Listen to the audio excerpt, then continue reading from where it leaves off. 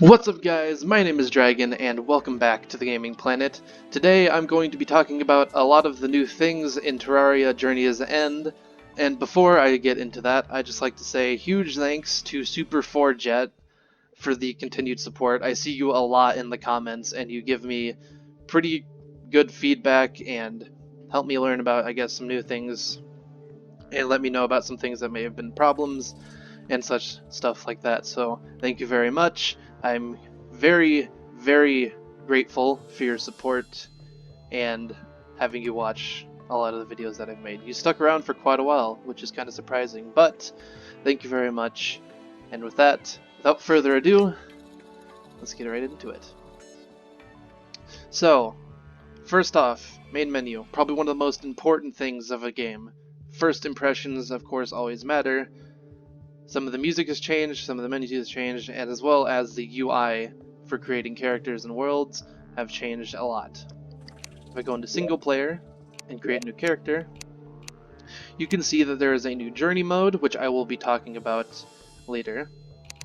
It's basically just Terraria's creative mode, and it is a hell of a lot to go through, so I'll probably just create a new video going through just all of the new things in journey mode. But as you can tell, the UI for creating characters is a lot more user-friendly. You can go in here and click on, and you can select all the different styles you want, as well as all of the different styles of hair, as well as the colors for everything. So it is a lot more user-friendly, and it is a lot more easier to create the specific character that you want. I already made a character for this, so I'm just going to choose this one.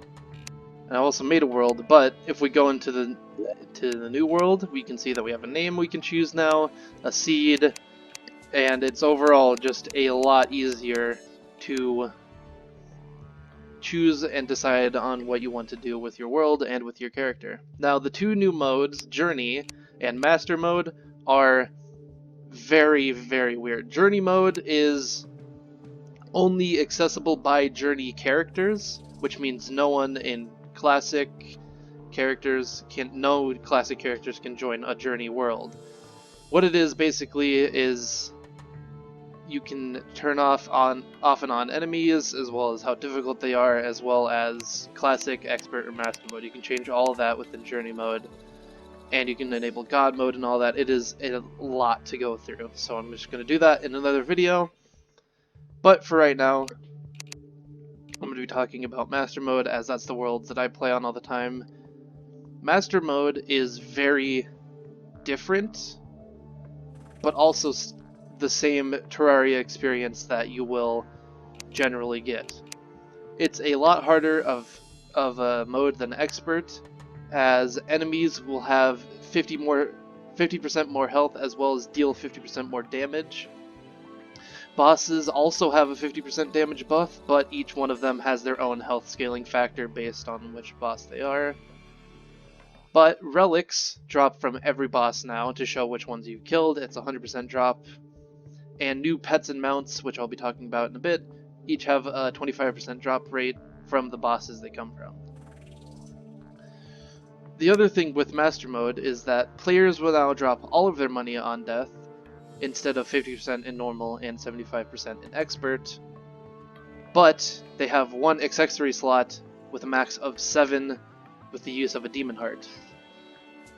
Damage taken is reduced by 100% of the player's defense value instead of 50% in normal and 75% in expert. Also, when entering hard mode in a master world, aka whenever you defeat the Wall of Flesh, enemy health will get a huge increase on top of the 50% more health it already has. So it is definitely a lot harder of a mode than Expert, and I would say don't try it until you know just how to even play the game, and how, I'd say beat the world, or beat the game on Classic first, and try and do Expert before you go into Master, just because it's so much more difficult of a world. But of course, you know, Corruption, Crimson, all that, that's still the same. And all this stuff is still the same. But with all the UI stuff down, let's go right into the world and start looking at the new items and everything else that's been created and added to the game. So, right off the bat, you can tell I did make a new world for this. I'm going to start off with these. These are called the Void Vaults. They act just like the same as the piggy bank or the safe, as it stores items which you can access from any other vault in the world. And it has its own version of the money trough with the void bag, which you can open up and open up anything that's in here. So you can store stuff in there, go to a void vault, and then grab it right back out. It is made with varying amounts of bones, jungle spores, and tissue samples or shadow scales, the bag taking more than the vault itself. I think the vault takes either 15 of each, and I think the bag takes 30. So not too hard to get, and it can be made literally before the hard mode is even a thing. You just have to fight Skeletron, as well as either the Brain of Cthulhu or the Eater of Worlds. So pretty easy stuff, and is definitely an easier way to store things than getting some of the other stuff, like the Defender's Forge, I believe it's called, from the Old One's army. So it's just a nice new way of storing things. As well as just a few new items I like these new torches. You can make corrupt torches with some of the Ebon Stone, which you get from the corruption, and I think they look really nice. Anyways, going into new items. These are all the new pets that you can get from all of the bosses in the game. Well, not all of them, most of the bosses in the game. All of these pets are only dropped in Master Mode, and each of them drop from their respective boss, of course. This is from the Suspicious Eye or the Eye of Cthulhu, Slime King or King Slime, whatever, and just a lot of bosses, as well as a few mini bosses. But some of those also have mounts instead of pets. But as you can tell, this one would be from either the Lunatic Cultist or something else. But you can tell it just spawned a nice little dragon for you. Next, also dropping from certain bosses and mini bosses are mounts, and there is actually a lot of them to go through. As well as a new mount type, there's actually now horses in the game, and there's 3 of them. There's a black horse, a white horse, I believe, or a brown horse, as well as a sort of painted one. So it's a dark, a white, and a painted horse. The painted horse is just like, I believe, white and brown. Yeah. So overall, pretty cool. Definitely a lot easier to get early on into the game, and it's just an easy way to get a decent mount just to start off with. So it's pretty cool how they did things, as well as this rideable death goat mount, which drops from the Wall of Flesh, and as you can tell, only in Master Mode. Every item that has the word Master at the bottom of its text means that it only comes from Master Mode. You can only get it in a Master world, so definitely something to take into consideration if you're going to start off. Like this toy tank you get from the sand tank NK1. You only be able to get it from a Master world and not any other world itself. And of course, all of these, as well as the pets, only have a 25% drop chance from each boss. So if you get lucky, maybe you'll get what you want immediately, but it might take a few tries to do the things that you want, or to get the things that you want. Going into pylons. Oops. Pylons are sort of like waypoints. They are very useful in my honest opinion, and I believe that they are a lot more helpful now, or they're a lot more helpful than like setting up huge lines of teleporters as well as wires, because that can take a while. It can take a lot of resources and money and a lot of time.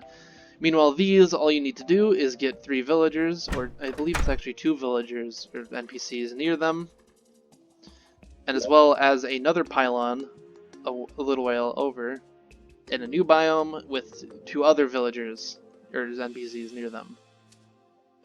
Or you can have this universal pylon, which I will talk about in a second, but these pylons, if you right click them, you can see on the map the other pylons on the map, and you can you can see the other pylons that you've placed down, and you can just click on it and teleport to them.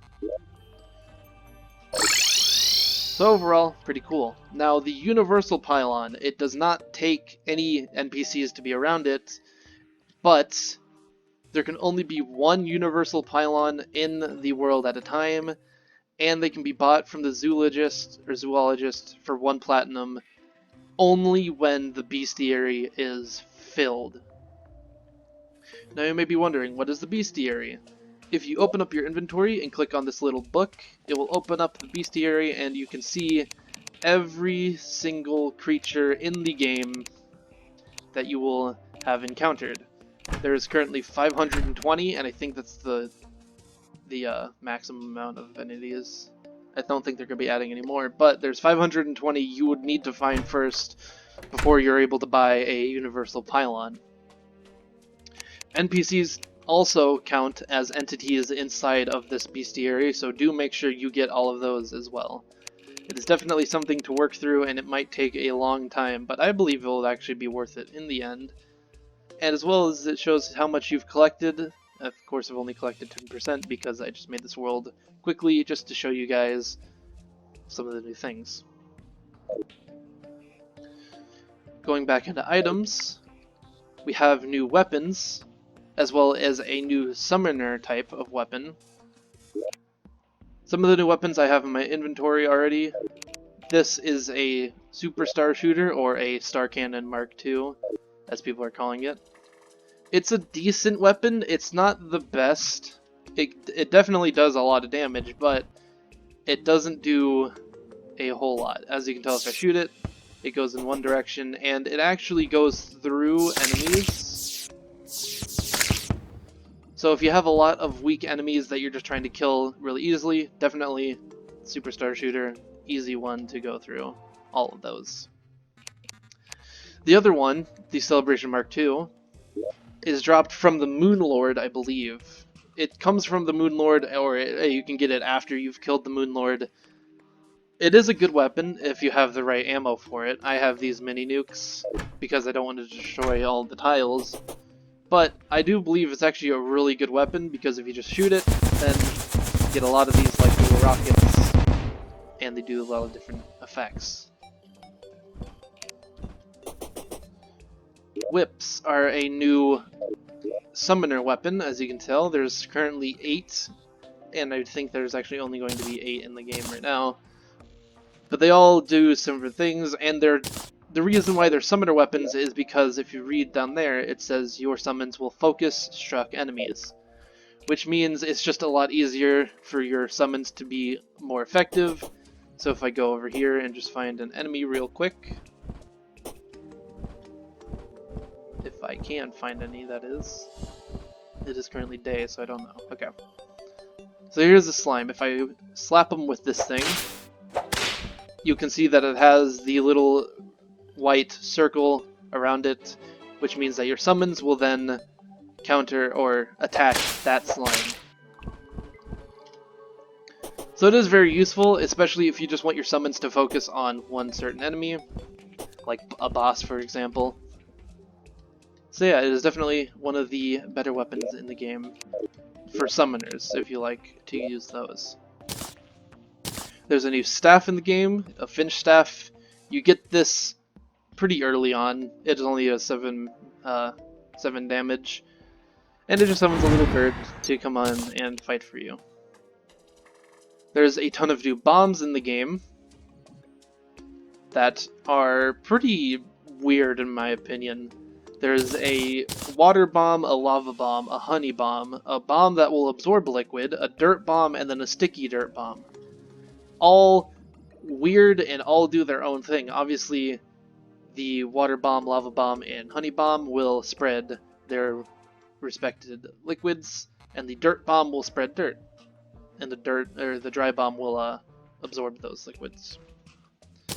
The one that doesn't spread anything is a scarab bomb, and these actually are just a different type of, I'm guessing a different type of way of mining.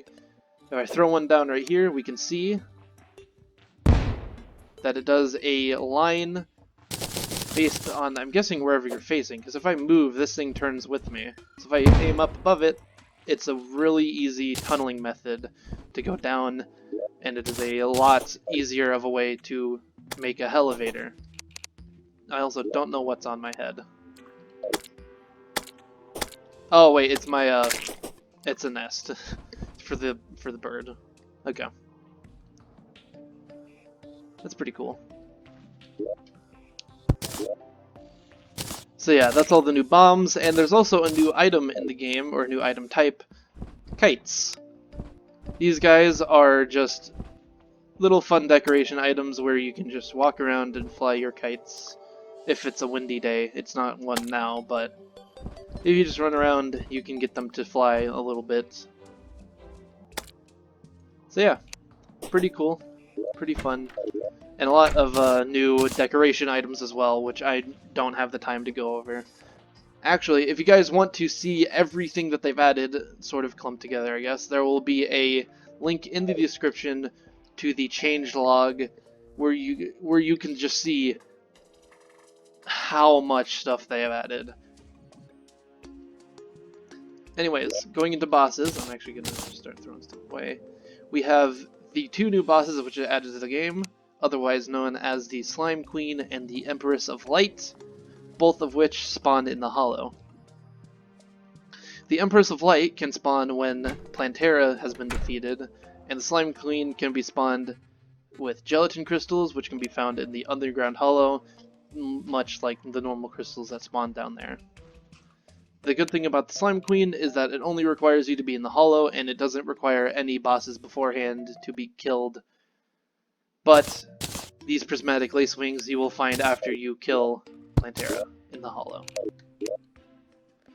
The weapons that the Empress of Light will drop is the Terra Prism if you do 100% of the damage to her during the day. It is a really good actual summon weapon, as it will just go off and fight pretty much everything. And I don't know how easy it's going to be to try and kill her, but I will actually just go into the Hollow and fight both of these bosses.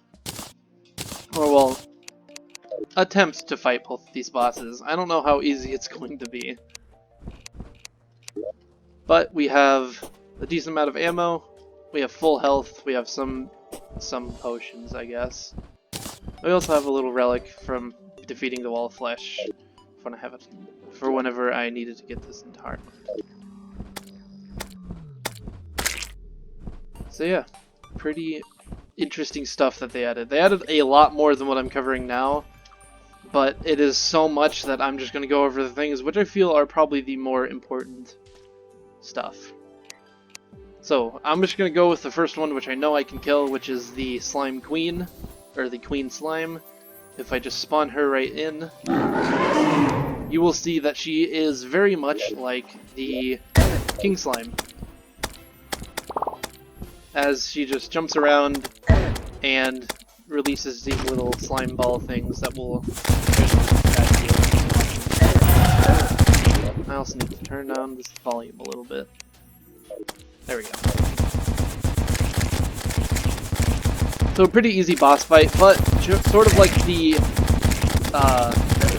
Eye of Cthulhu as well as the twins, when she gets down to half health, she will change into her flying form, and then she will fly around and drop a lot more slime bombs, I guess you can call them. But there you go, and I'm dead. So as you can tell, even with some of the best armor in the game, and not really the best weapons, but some decent weapons that do a decent amount of damage, even though I did kill her, I myself have died. So it is definitely a tough boss. But that's just because I'm in master mode. So I'm going to come back here, pick up all this. Alright. As you can tell, we get the Queen Slime Relic, which just looks like this. These relics are pretty cool, and definitely can make a really cool decoration inside of your base if you decide to make one.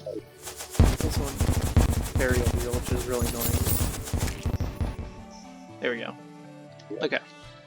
If we open up her treasure bag, we can see that we get the Crystal Assassin set, not the full set, but we get some of the Crystal Assassin armor, some balloons, which are apparently filled with party girl bathwater. Real quick. Volatile gelatin, which will release the gelatin bombs that she releases every so often. As you can see, they will be tossed towards the enemies, and they do a decent amount of damage. So it's a decent, equipable thing to have, a decent accessory. As well as, you know, the wing slime mount, as well as just a mask, which you can put on if you feel like it. Of course I didn't get a pet, but that's alright as well. Now going into the harder boss fight, aka the Empress of Light, I'm probably gonna have a tough time fighting her because I'm in master mode, so I mean, what do you expect? I'm probably gonna die before I can kill her. But that's alright. So let's just get into it. Oh. We spawn this little prismatic lacewing. It is an entity that will spawn after you kill Plantera, so you will see this thing flying around, but if you kill it, then the Empress of Light will awaken, and you will start the fight.